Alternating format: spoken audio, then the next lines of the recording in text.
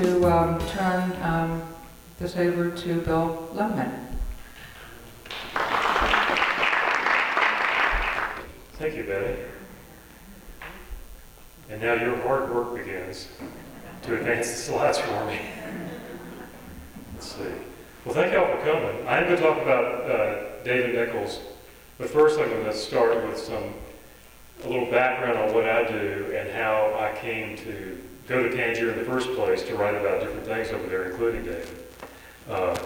So when people ask me how long I've been in the news business, I tell them a very long time.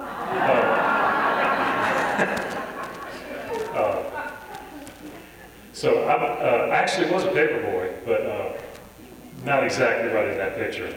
But so I came back. I grew up in Richmond, and I came back to Richmond 31 years ago to work for the News Leader, and I've been there ever since with the News Leader and the Times-Dispatch. So since I've been back to the paper, I've done lots of different stories, and I found early on that I really enjoyed working with Bob Brown, who's one of the great photographers of all time there. And Bob's even a lot older than I am. And so Bob and I really enjoyed going out and doing stories together. And because he's a nice guy, and I'm mostly a nice guy, and so we got along very well, and we discovered we shared the same ambition, which was to stay out of the office as much as possible. So we were always trying to dream of things to do outside of Richmond. And so we started, we did this one big series on Highway 58 where we started in Virginia Beach and went all the way to Cumberland Gap. So we did a sunrise in Virginia Beach, and then we did a sunset in Cumberland Gap. And that sort of spawned all these different, we call them backroads features, where we go all over the state and do different stories. And we love doing that. And we love, going to interesting places and meeting fascinating people. What we really like to do when we're on the road is to look for pies. So one of our favorite pie places is up in Amherst County, and it's called Woodruff's Cafe and Pie Shop. It's a little two-story cinder block building. It's not in the middle of nowhere, but you can see nowhere from where it is. It's really on a small road, and as Bob has said a couple of times as we drive there, you really got to want to get to this place. So that's it, and we found out about it because it was mentioned. It's just a little place. It's open 4 days a week, run by this really nice family, by the daughter of this couple ran it as a general store decades ago, and they raised their 3 daughters on the second floor in the little apartment up there. They eventually closed the store, and then the store became abandoned, and nothing was going on there. And then one of the daughters came back about 20 years ago. Came back 20 years ago. She was probably in her 40s at that point, but she wanted to do something with the store, so she opened this little cafe. She invited her 2 older sisters who had retired from their regular careers to come help her, and they had fun. They made sandwiches, they made, cornbread and beans, they made some pies, and they did nice work, and people enjoyed it, but it was really small time. And then a reporter doing a story for Southern Living came in one day. She was doing a piece on the Blue Ridge Parkway and apples, or some apple season or whatever. And she stopped by there, and she, in her story on the Parkway and apples, she mentioned, and I stopped at Woodruff's Cafe and Pie Shop and had the best apple pie ever. So the day after the magazine came out, the Lynchburg paper did a little story saying, hey, one of our local places got featured in Southern Living. And then the next day, when the place opened up again, Angie Scott, who runs the place, showed up, and she said the parking lot was full of cars and people. Everybody wanted to get some of this pie. She had one kitchen stove was all they had. And so she had to take orders, I think, that day. But they ended up, they now have 3 stoves, and they're great. And so we went up there again in August because this filmmaker from Richmond approached Bob and me last year and said he wanted to do a documentary about us for Channel 23 and other PBS stations around the state. And we said, what? You've run out of interesting people to do? And he said, no, you guys tell stories, and I like to tell a story about you telling stories. And so we said, okay. So he and his camera guys wanted to go with us on a couple of road trips, so we took them to Woodruff's, because we knew that would be great. Plus it had pie, which is kind of our little shtick. So we drove, and they had a chase car with a couple of guys in it, and then they planted one guy in the back seat of Bob's car as we were driving up. They put a GoPro camera on the windshield so that they could video us as we talked on this drive. So we had to make sure we kept it clean while we were going. They mic'd us up, and Guy Spiller, the cameraman, was in the back seat. He's 6'4".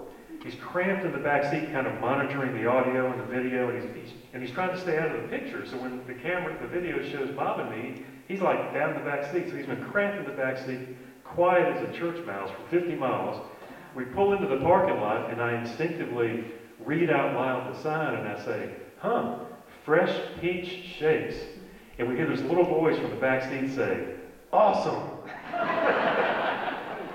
So we go in, and Guy orders a peach shake before we even do anything. And then we do interviews and camera work, and we have lunch, we have pie. And then Guy orders another peach shake before we leave. And I said, wow, man, 2 peach shakes. He said, well, 3 would have been one too many. So we interviewed Angie again. The pie is just really tremendous. And the apple pie is next. Yeah. Go to the next one. There we go. There's the apple pie. Outstanding. And then, one of the best things about the place is she and her sisters are so nice, but their mom's still there. Their mom sits at the back table, like just holding court every day. She's 102 years old, and she's so great. And the sisters are good singers, but mom also sings. You go forward. So they sang for the documentary, and they're in the documentary singing. And then mom joined in. It was really great. And these guys say we have too much fun when we go on the road. Another of our favorite pie places is Floozy's. It's a pie shop in Louisa, right across from the courthouse in the town of Louisa. So we walk in, and Bob walks up to the counter. Bob's a lot more forward than I am. And Bob says to the woman at the counter, which one of y'all is Floozy? And without missing a beat, she replied, honey, we're all Floozies. So we ordered the sour cherry, and it was really, really good. And these are actually the Floozies. The woman on the left runs the pie shop, and the woman on the right, her business partner, runs the restaurant that adjoins it through a conveniently located door, so you can finish your dinner, and without even going outside, you walk right through the door into the pie shop. So it's great. We also like writing stories about interesting characters, and this guy is at the top of the list. His name is Mark Klein, and he is certifiable. He's nuts, and he's an artist and an entertainer and a showman and a storyteller. He's one of the most creative people I've ever met. And I said this I spoke at a church a few months ago actually, and I said this guy's nuts. And this lady raised her hand, kind of sheepishly in the audience, and she said, he's married to my niece. And I said, I'm really sorry, I was just having fun. She said, oh no, you're right. He creates gigantic dinosaurs out of fiberglass and that sort of thing. He's got a whole theme park in Natural Bridge called Dinosaur Kingdom that tells the untold story of the role that dinosaurs played in the Civil War.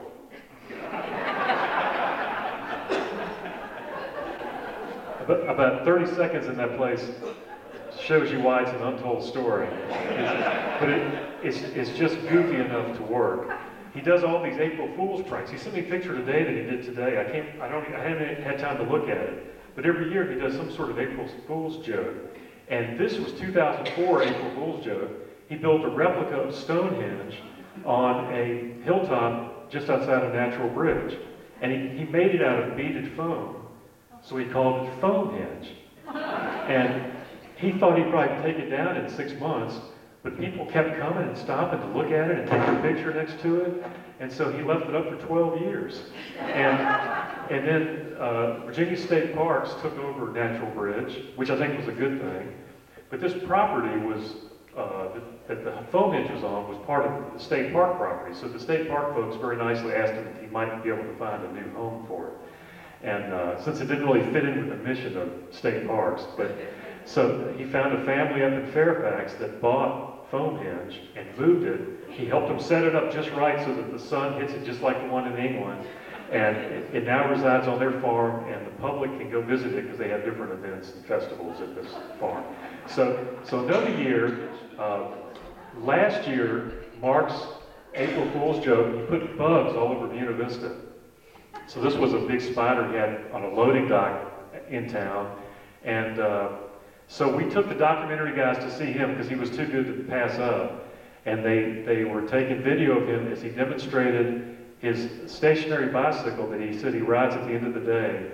On the back axle, he has these two big clown shoes that when he pedals, the shoes spin around and hit him in the butt while he's pedaling. So they got that, and that was actually on television. So I haven't checked. I don't know if channel. It was on the air Thursday night. I don't know if Channel 23 is still on the air or not after they showed our documentary. But another place that we've written about a couple times is called Burke's Garden. It's up in Tazewell County in Southwest Virginia. It's this beautiful isolated valley. The only way to get in, except for a fire trail, is this little squiggly paved road that comes in high over the mountain from the town of Tazewell, comes down into the valley, and the first things you see as you get in onto the valley floor are these signposts that tell you exactly where everybody lives in Burke's Garden, so you really can't get lost. And another thing we found in Burke's Garden that really intrigued us there was they have a herd of camels. There's a fellow who raises Bactrian camels. The Bactrians are the ones with two humps. In Southwest Virginia, he's got a herd of like 30. So we wrote about them, and we put them in our first book, and we went up there, and and this is the guy who owns them. He's a retired physician, and he was so taken with us having put his camels in our first book that he insisted that his best camel named Gobi give us a ride. And we said, no thanks are necessary. We don't need to ride a camel. But he insisted, so we did. Each of us got a ride on Gobi, and he was pretty nice. We didn't cross him, but he was pretty nice. Another little animal story that we came across was over in Chincoteague.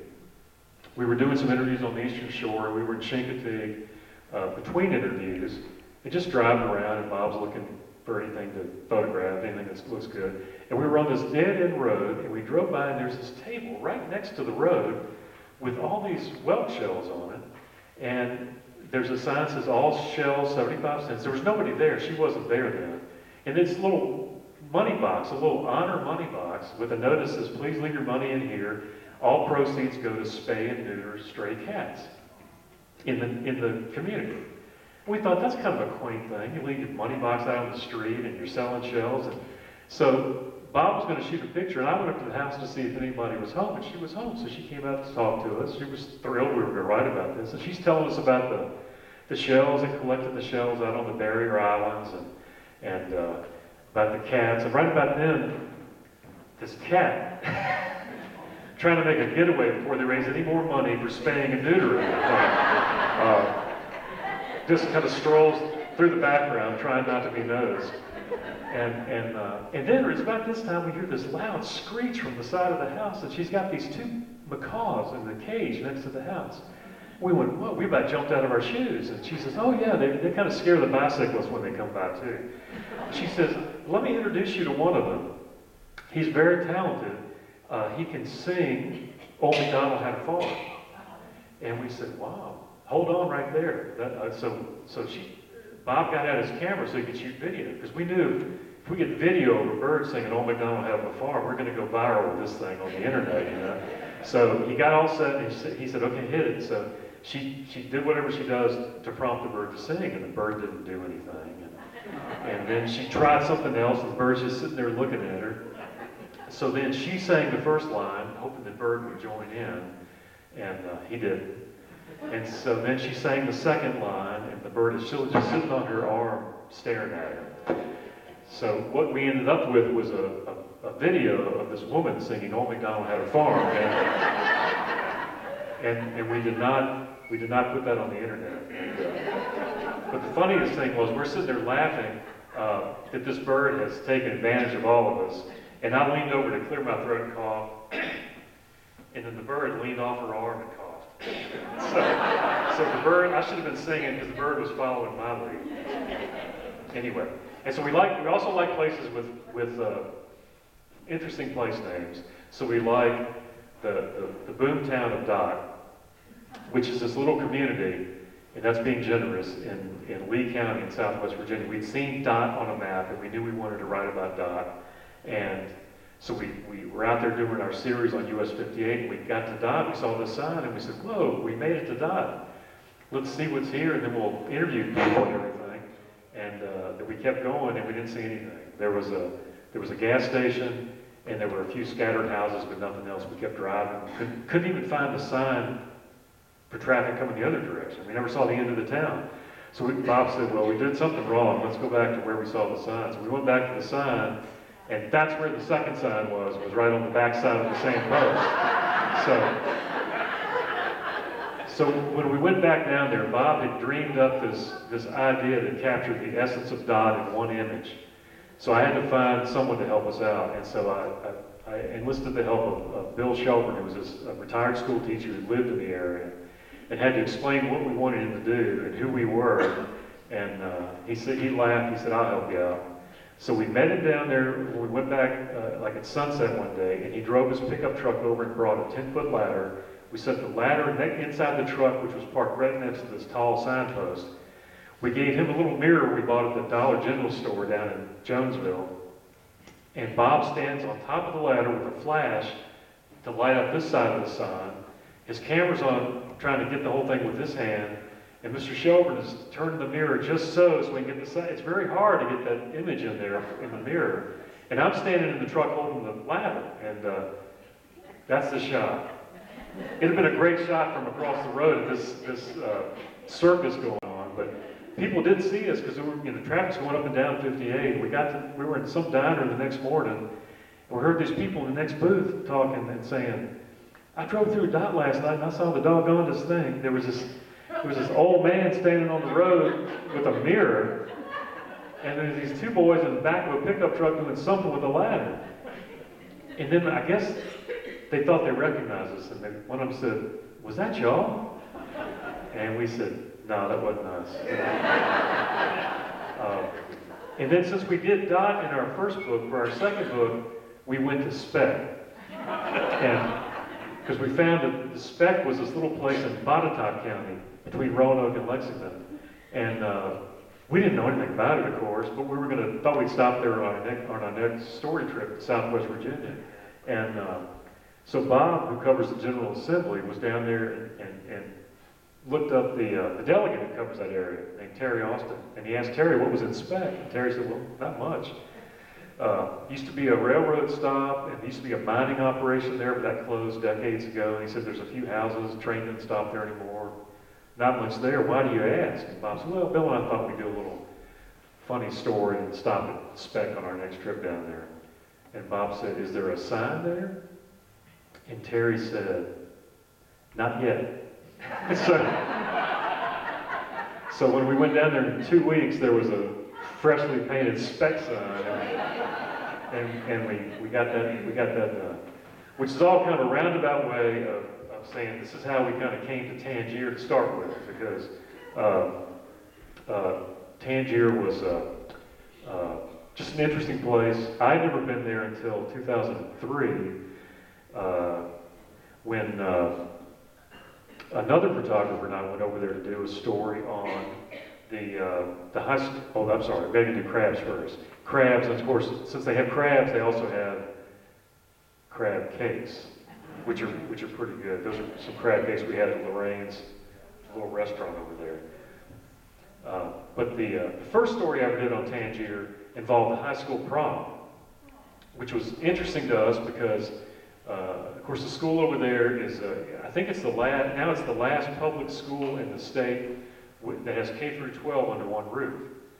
Back when we did this story in '03, I think it was, maybe they had an enrollment of about 100 or so, with the senior class of maybe 11 or 12. But for the prom, they introduced all the couples in the auditorium at the school, and it seemed like all the town turned out to see them. And then they followed them down in a parade to the dock and put them on a boat, and they sent all the kids over to Crisfield. And then they got on a bus there, and they took us to the Holiday Inn in Salisbury, I think it was a Holiday Inn, where they had dinner and dancing. That's where their actual prom was, at a hotel in Salisbury. So I guess it was after midnight, 1 o'clock. They put us all back on the bus, and we went back to Crisfield and got back on the boat and brought us back across the bay in the middle of the night. And not everybody stayed awake, but I stayed awake. And then we got back to Tangier, and the parents had hidden all these objects all over the island with these different clues. So the kids had a scavenger hunt for the rest of the night, on their scooters and golf carts and whatever. And then come, 6:30 or 7, they all returned to the school, and the parents had prepared breakfast for them. So by 8 o'clock in the morning, it was over, and I was dead. I was a lot younger then, but I was still really tired. So that was the earliest story I did on Tangier, and I've done other things over there involving the waterman. That's Uker, the mayor. He took me out crabbing one day, and then Bob and I did another story a couple Decembers ago on Jerry Pruitt and his buy boat over there, the oyster buy boat, and someone from the state agriculture department had pointed out that at that point, and I guess it's still true, Jerry had the last oyster buy boat in Virginia, I think. I have to explain to this to the Flatlanders, but you all know what a buy boat is, but all the guys all the watermen bring their oysters to Jerry. He was docked in the harbor there at Tangier, and at the end of the day, he brought them all over to Reedville to market. So I told the woman at the ag department that I'd love to do this story, but I wasn't quite sure how I was going to get to Tangier in the first week of December because I had to go all the way to Crisfield to catch a boat. And she said, well, that's okay. I'll have the Marine Police pick you up on their rounds around the bay. So we came to Reedville, and they picked us up. I know this looks like we're in custody, but actually they're just giving us a ride. And, the ferry Linwood's ferry was an hour and 15 minutes or something to get over there. These guys got us over there in 20 minutes. Fortunately, the bay was like glass that morning, but we got over there. But we rode back that night with Jerry to town here. And so we rode, it was really interesting to be out on the bay in December when it was cold and you're kind of out there by yourself and the sun's going down. And it was really cold. And Jerry had a little portable heater going up in the wheelhouse there. And so we're up there talking to him and staying warm. And he says, I think I smell something burning. And he said, I think it's your coat. And I was leaning up against the heater. I was too close to the heater. But fortunately, my old barn coat still survived, and we're good. So we've done other stories on the island since then about how it's kind of going away. And you can really see that on the aerial shots. And they really want a seawall to be built around the whole island, and this is the part that they built back in the 80s, I guess, around one end of the runway. And I think the Corps of Engineers is getting ready to build something maybe this year or next over at the mouth of the channel leading into the harbor. And we did a piece over on Upwards over there where, of course, people used to live there a century ago, but nobody since then. And stuff washes up over there all the time where the bay has just sort of reclaimed a lot of the land that was Upwards. Which brings me to David and Dr. Coptr. I had heard about David for years because I'd done stories over there for 7 or 8 years before I met him. But I was hired but I never met him because I was never over there on Thursday, which is the day he used to go over there all the time. But I was hired by Parade Magazine to do a story about Tangier, and I thought that's great, good national freelance gig. But they wanted it like the 1st of April, and that was bad again because I needed to get over there, and I was going to have to go all the way to Crisfield to get a ferry. And then I remembered that David would be a great source for the story because here's somebody who really knows Tangier as an outsider. he could introduce me to people and show me around, and he also might be able to get me a ride, you know. So I called him and explained what I wanted to do, and he said, of course, I'll be happy to do that. So I came down here one day, and I guess it was March of 2010, met him behind his practice over in Whitestone, and he gave me a ride in his helicopter. And he did, we got all in there, and he said, have you ever ridden a helicopter before? And I said, yeah, one time. And you know, he gave me the safety stuff, and he handed me a life jacket. And I said, what's this for? And he said, in case we have to have a water landing. And I said, do you have many of those? He said, no. I said, well, I really can't swim. He said, it's probably not going to matter if we go down. So anyway, well, we got over there, and I actually happened to shoot the pictures that have to go on the cover, you know, 8 years later. That day as we circled around Tangier, and this was actually when we were heading home, but he took me over there, and he took me over there purposely on a Friday, which was his day off, and so we could walk around and introduce me to people, and one of the key people he introduced me to was his sidekick over there, Inez Pruitt, who was a pretty new physician assistant at that point in the practice over there. And her story is so great, and a lot of you I'm sure probably know it, but if you don't, she grew up on Tangier.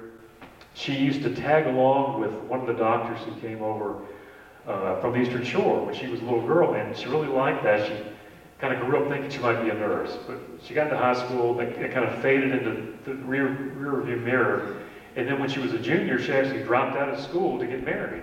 So she, you know, was married and raising a family and doing different jobs around the island, and she came to work at the clinic over there. She was hired to do some clerical work, and David sensed pretty quickly that she really liked knowing about the medical side of the practice. And so he taught her, as he did with so many people who worked for him, he kind of taught her medicine, taught her how to be a nurse. She eventually went to get her GED, and then she was going to go and get a nursing degree. And he told her that would be fine, but that Tangier already had a couple of nurses, and what they really needed was somebody with a little bit higher medical degree. So she decided to go and get a physician assistant degree, which would put her in a great position to really serve the island when there's no doctor over there. So she, you know, I think in her 40s, she started going to school to get a PA degree, and the first couple of years, I guess, she kind of did it by commuting. You know, going over early with the mailboat in the morning, coming back at the end of the day, and really impressive. And then the last year, she actually had to go live over there on campus, or near campus. And she actually had an apartment with one of her daughter's friends who was a student at Salisbury State. So it was kind of a weird thing, but here she was. She really persevered, and she was a physician assistant. And David was really proud of that she had done that, you know, for herself and for the island. And so, we spent some time with Inez, and then he took me to see the health center, which was under construction that spring. And such a great story about how the health center came to be, that he and his buddy, he went out with his buddy Jimmy Carter from over here on the northern end, looking at a piece of property over here or something. And Jimmy was a patient of his and a friend, but had not gone over to Tangier to see where he worked or anything. So they finished their business over here, and they said, how about if I fly you to lunch over on Tangier? Jimmy, great. So they go over to have lunch on Tangier, and then after lunch, David takes him to the clinic over there. Well, the clinic over there was a disaster. It was really old and ramshackle. You know, there were holes in the roof, there were holes in the floor, the plumbing was bad. It was awful. But there was no money over on Tangier to do anything, to build a new one or anything like that. And Jimmy, those of you who know Jimmy he gets things done, and he's such a nice guy and gregarious. And Jimmy said, you know, he came out of the clinic and he said, David, I'm going to build you a new clinic. And David recalled being sort of like, okay, that sounds great.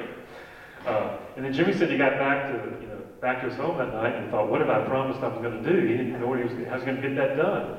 But he set to working on it, and he got in touch with the governor's office. Tim Kaine was a friend of his, and he got them to include some seed money in the budget that was approved by the General Assembly and in fact was increased by the Republican leadership in the Senate. So it was this bipartisan deal for this seed money. I think it was like $300,000 to get them started on the fundraising to build this health center.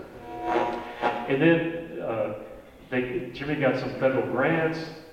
He and David went to speak at all kinds of organizations, Rotaries and Kiwanis and everything. David would tell the story of his work on Tangier and the clinic and the people of Tangier, and then Jimmy would ask for the money.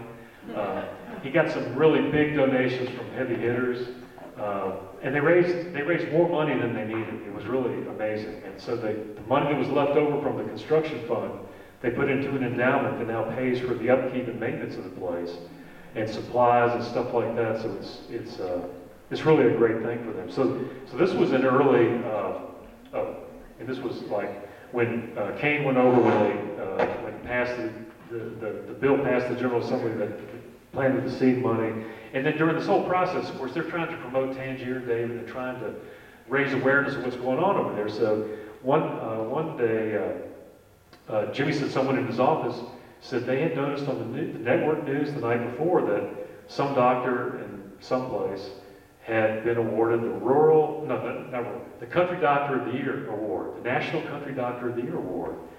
And she said, I don't know what that means, but I'm just passing it along. And Jimmy said, I know what it means. It means that David's going to win it next year. So they figured out where this award came from. And David had always considered himself a country doctor. That's why he ended up settling on Northern Neck. He liked the idea of getting to know his patients and being able to make house calls and just that sort of down-home kind of feel of a practice like that. So they nominated David for this award. He made it, passed the preliminary round, and he became a finalist. And for the finalist stage, they conducted this sort of conference call with people interviewing him. And David, as we all do, David had a number of flaws. One of his flaws was he didn't like to talk about himself very much. So he didn't mind telling the story of Tangier and the people over there, but he didn't like really blowing his own horn, which is kind of troublesome if you're trying to win an award, So Jimmy made sure when they had this conference call that Kim Clark, David's right-hand person in his office forever in Whitestone, was on the other line listening in, so that whenever they asked a question and David started talking and then stopped after 20 seconds of an answer, she pointed to something to say that he should keep talking about this. And so it worked out well, apparently. And David won the award the next year.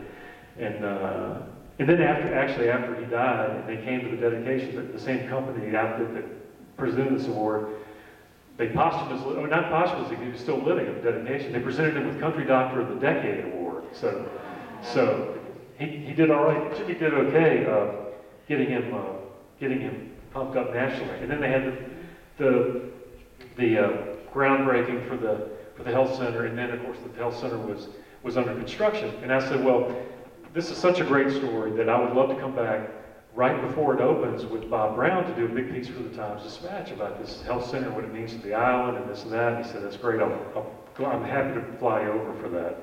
So we made plans to get together in August and do this. And he called me maybe the 1st of August or the end of July, and he said, I still want to take you over like I promised, but I have to tell you that my status has changed, and I have inoperable cancer, and I've only got 4 to 6 months to live. And I mean, I met this man once, and it hit me like a ton of bricks. It was just like news, a bolt out of the blue, just terrible, terrible news. So of course, we still wanted to do the story, but the focus of the story had changed a little bit because of his condition. So we made arrangements to go back over to Tangier, and I met, Bob and I met David and his son Davey at their hangar over at Hummel Field. And by this point, David wasn't even flying anymore because of the treatments he was undergoing. So Davey flew us over there. And this was the day we went over in early August to gather material for they hadn't finished the health center yet, but we wanted to get material and do some interviews to get the story in the paper before they opened the place. So we went over there, and it was so enlightening to spend this day with him over there, because everywhere we went, people greeted him with hugs like this. I mean, this was the first time a lot of these folks had seen him since they heard about his medical condition. And it was just, there were a lot of tears, a lot of hugs. you really, I mean, I got a sense of the depth of feeling David had for them and they had for David. I mean, they loved him like a family member over there. And so the whole day over there went like that. And then David and Inez showed us around this, the new health center that was not open, but they were putting the finishing touches on this state-of-the-art equipment. And we had a good time. They were telling stories, and we had been there we were there several hours. We, took a tour of the new place. We had lunch. We walked around a little bit. But David had never brought up his medical situation. And I needed to talk to him about that, but I wanted him to bring it up when he felt like it. I didn't want to just hop in questions. So he took us over to the old clinic to show us, what that looked like.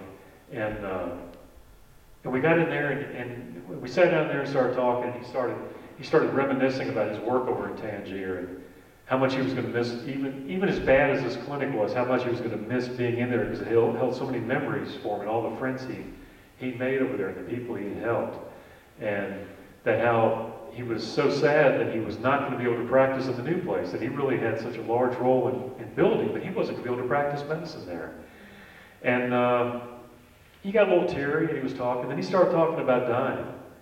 And he said, when I'm gone, he said, I really want my ashes to be buried over there. And he pointed out the door, and he said, there's the cemetery right next to the church. And there was this big cemetery right next to Swain Memorial Church, the big steeple you see when you arrive in Tangier.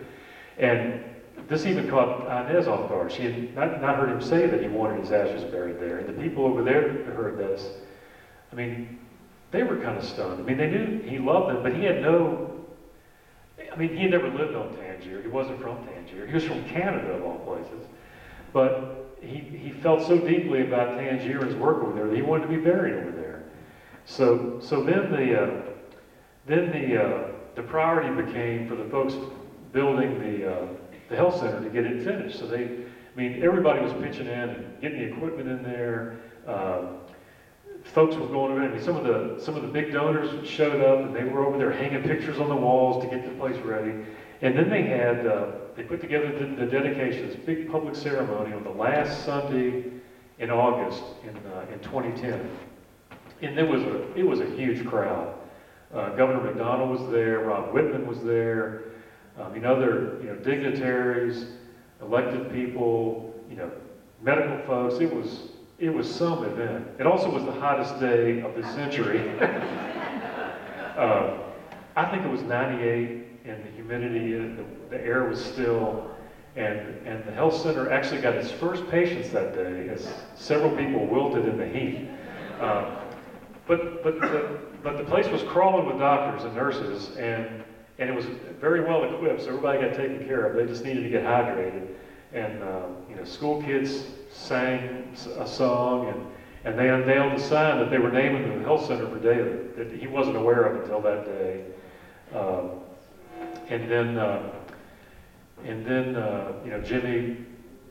Jimmy was the master of ceremonies, and David. The turnout was just incredible. The island has, at that point, the island probably had about 500 residents, but there were several dozen airplanes and helicopters over by the airport, and people flew in from the mainland for this thing. And then, of course, David addressed everybody. And we did a book event over there a few months ago, and I stood right there at the top of those steps, and I still can't figure out how those people got in that picture. The road stops about here. All those people are in the yards over there. It was really crazy. So this was the last Sunday in August, and I think it was probably a few days later, David and I talked, and I think he called me, and he got to talking, and he said, I always wanted, because he'd been going to Tangier since 1979, I think, at that point. He had done his residency at Riverside in Newport News, and his parents had retired, I think, to Burgess. And so he had this connection to the Northern Neck, and so when he finished his residency, he and Diane decided to come up and live in Whitestone. He was going to open his practice in Whitestone. And about that same time, I think just before he finished his residency, he became a pilot. and got a little Cessna, and you know, he was kind of looking to fly somewhere, and he had found out that Tangier did not have a resident physician, and in fact, they were looking actively for one, and so he talked to the mayor, and he said, I can come over once a week, come over on my day off, and the mayor said, well, that'd be fine, but just don't leave us. Like, they had you know, a doctor for like 50 years. First half of the 20th century, a guy lived over there, was their doctor. After his death, though, for the next 25 years or so, they'd kind of run through a series of physicians who came for a short period of time and then moved on. I mean, Tangier wasn't the kind of place that you could make a living living there and practicing medicine. So they would get people to come, and they would get people periodically to come over. Or some were more regular than others, but I think they just did not have a permanent physician they could count on to come all the time. So David said he would do it because, one, he wanted to do some sort of a mission. He wanted to help somebody with this medical knowledge he had. And two, he liked the idea of being able to fly somewhere. I mean, to use his plane for that. So he started flying over there on Thursdays, which was his day off. This one doc practice he was running in Whetstone. And that's how it all started. So he told me this, of course, and he said, you know, I always wanted to write a book about my work on Tangier, but I never knew how to start. I didn't have time, and now I really don't have time. But, you know, do you think that could be a book? And if you do, would you be interested in pursuing it? And I said I did, that I would like to pursue that. And then I hung up, and we agreed to meet later in the week. I think I was going to go down to his house. And then I hung up, and I felt like Jimmy when Jimmy promised to build a health center for him. I wasn't quite sure what I just promised to do, but I went down to talk to him, and I knew that, you know, I was really up against time because he wasn't going to be around very long. But I met with him and Diane. We talked about, you know, the direction I wanted to take the book, and they agreed with that. And so then I started interviewing him, and got to, you know, talking about his where he came from and how he wound up on the northern neck, and of course ultimately Tangier. But he was born and raised in Canada. Lived in Winnipeg, Canada, and he said right off the bat how much he hated cold weather. Even though so for the book, when I was doing research, I looked up like the weather almanacs to see how cold it was when he was born. It was like some record low the day he was born, so maybe he was destined not to be there forever. But he's the second one back on the sled with his three brothers, and he grew up there. They grew up on a river there, and he remembers there was a neighbor who lived down the river who had a single-engine plane. He used to remember seeing him take off and come back and land somewhere, and he just thought that was the coolest thing. And he also told me that when he was in high school, he took one of those aptitude tests that tell you what you might be best suited for career-wise, and two things were way ahead of everything else. One was being a physician, and the other was being a pilot. So he really sort of followed what apparently he was gifted to do. So he went to college in upstate New York, and then he went to medical school at McGill University in Montreal, and that's where he met Diane, who was a nursing school student, and she was from Vancouver. And David's upbringing was really interesting too, because his father was, I'm sorry, that was a false point, wasn't it? Too many gestures. Put my hand in my pocket. David's father was Canadian and worked for the Hudson's Bay Company. He traveled around all over Canada.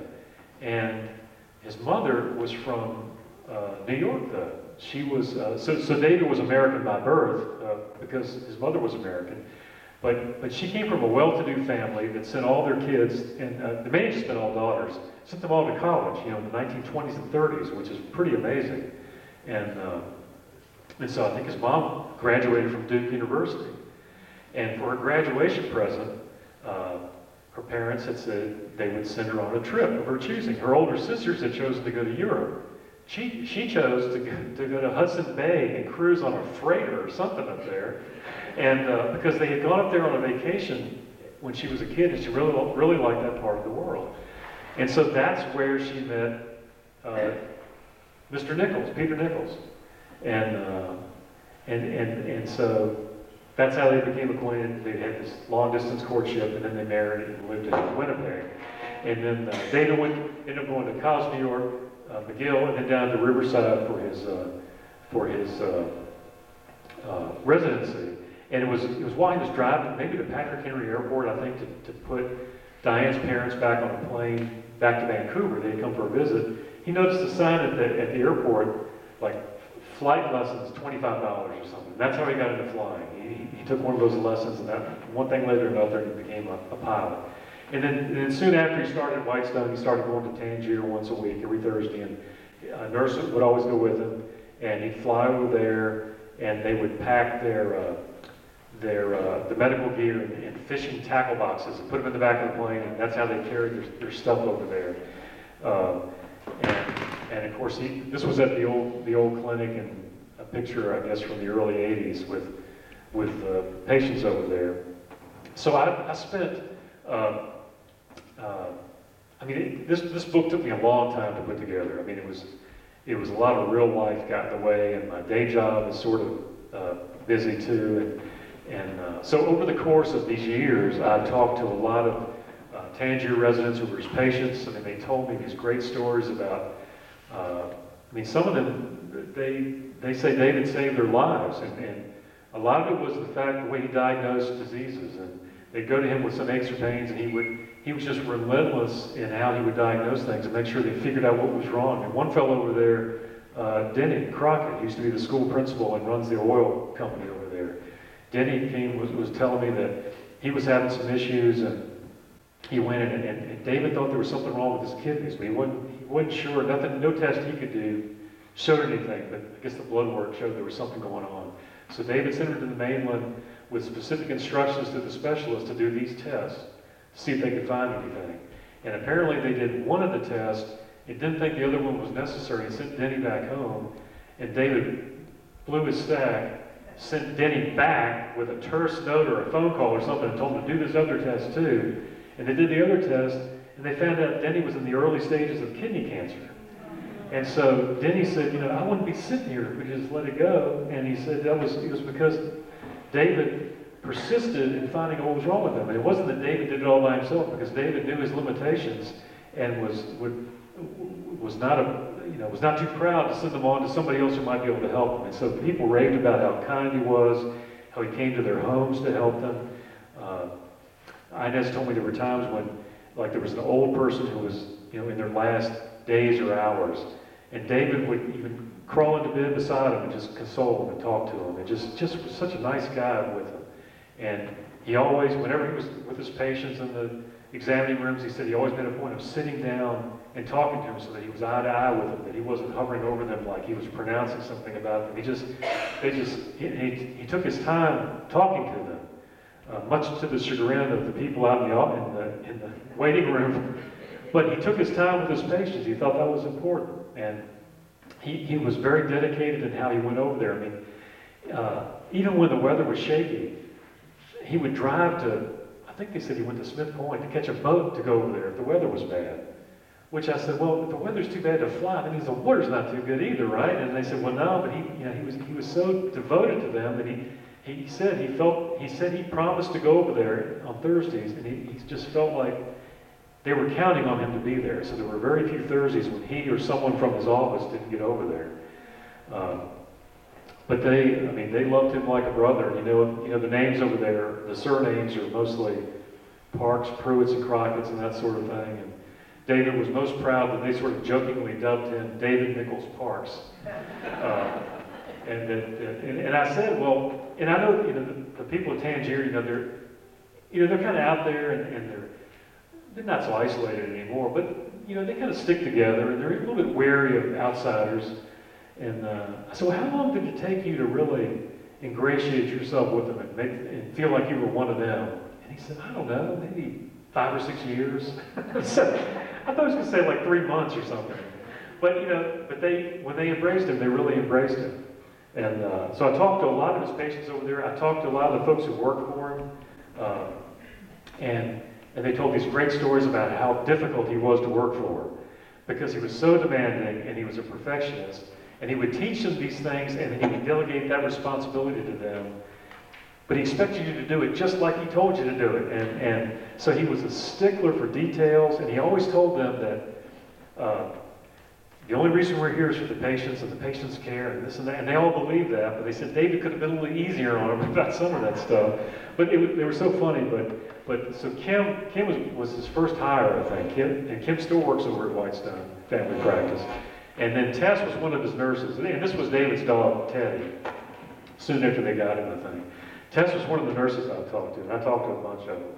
But Tess was funny. She was saying how much she liked working with David, and how much he taught everybody, and how much he cared for the patients, but how he could be a little, laser focused on things and tunnel vision. And she said often when she was in with him, and he might be doing a procedure on somebody, she would be in there and just sort of be, patting the patient's arm or patting the patient's leg just to comfort them and let them know things are going okay and they're going to be fine. It was just her nature to do that. So she says she was in there one day and Nichols was doing something on the patient. And she's patting the leg. And she said after a couple minutes, David looked at her, stopped what he was doing and looked at her, and he said, "What are you doing?" And she looked and she was patting his leg.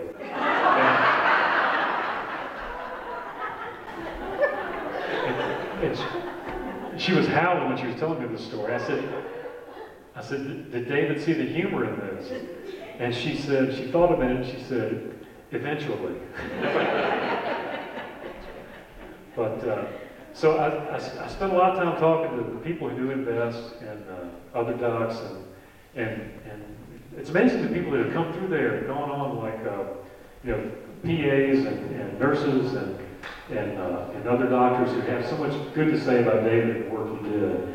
And so I also got to spend some time with David in those last months of his life. So I went over with him in November of 2010, one of his last visits to Tangier. And you can see by that point he had stopped the treatments. He said he was following his own medical advice that he had given to patients that had terminal illnesses. That he told them that there are treatments available and that you can do this if you want, but it may not extend your life and it may make you sick. And if he became a big believer in suggesting quality of life over all kinds of extraordinary medical treatments that might buy you a few more weeks or months but make you sick. And so after a short time when the treatments he was doing made him sicker, he cut them out and decided just to try to enjoy the time he had. But you see, by that point in November, he was on oxygen. So we went to the island and we went to see the clinic, the new health center, and see a lot of his old friends. And we went to Lorraine's for lunch because November Lorraine's was the only place open. And Lorraine heard he was coming, so Lorraine made him a big pot of chicken soup to take home. Because this might be the most remarkable thing I found out about Nichols in doing the interviews with him. He lived on the northern neck, and he went to Tangier for 31 years, and he hated seafood. And so whenever he went to lunch over there, he usually ordered a hamburger or something. But Lorraine made him chicken soup, and we were sitting there talking, and Lorraine's mom, Jenny Marshall, came over. And Jenny's a nice lady, and I interviewed her and linked for the book. And she had some great stories about growing up on Tangier. And Jenny came over, and they got to talking and telling stories, and we had a good time there. And before we left, Jenny rolled up her pants leg and asked Nichols, "Would you mind taking a look at this spot on my leg and see what you think?" So technically, I think he did practice a little medicine on Tangier after his illness. But anyway, that's what you can go on to the next one. And then this was the last family Christmas card they sent out in December 2010. David and Diane and their kids flanking them, and then their spouses on either end. And then David died soon after Christmas that year, and I'm talking to Diane, and she said it was the day he died. It was appropriate that he died that day because it was a Thursday morning, which he would normally leave to go to Tangier on Thursday morning. So he left on a Thursday morning, and he is. They had a little memorial service on the island on the first Thursday of the new year. They chartered a boat, and I went over with them, and they had They had a nice funeral just for the island, really. They had a later service on the mainland that spring. But they had a nice service on the island, and indeed his ashes are buried in that cemetery because the church is right here. And on the other side of the cemetery is the new health center. And Inez, who gets teary thinking about it even now, and misses him and thinks she hears him talking to her and helping guide her and encourage her when she's doing things she doesn't think she can do. She still loves David to death. But she said, this is so typical of Nichols. He's such a control freak. He wanted to be buried right next to the place so he could watch it when he wasn't here anymore. But there he is. He's in the last row right before the health center. So it's been an honor to do this book and to get to know David. I knew him less than a year, but it was a treat to know him, and I was so pleased I did, and pleased that I could finally get this book published and let maybe a little wider audience know his story, and also that in a book form maybe it'll be remembered a little longer and hang around. But he was some guy, and that's it. And I'd be glad to answer any questions you might have, and of course, sign any books over there too. So, any questions? What is your next project? Probably driving home tonight. I don't have a project right now. My day job, we're doing a bunch of stuff, and they're talking about doing a sequel to the documentary, and so we'd love to do that, and maybe take them over to Tangier and include that if we do a second documentary. So we're talking about that. But I don't have a book project right now. I'd like to do one. Any others? Well, thank you all very much for coming out tonight. And Bill will be available for book signing, and his books are available for sale over here.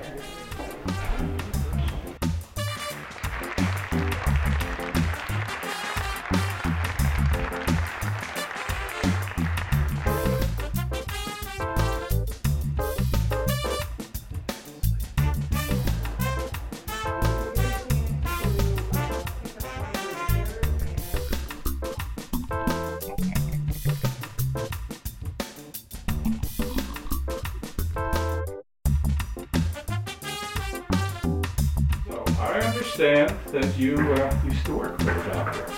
I did. I worked for Dr. Nichols at his Whitestone office for about 6 months in the early 90s. Mm-hmm.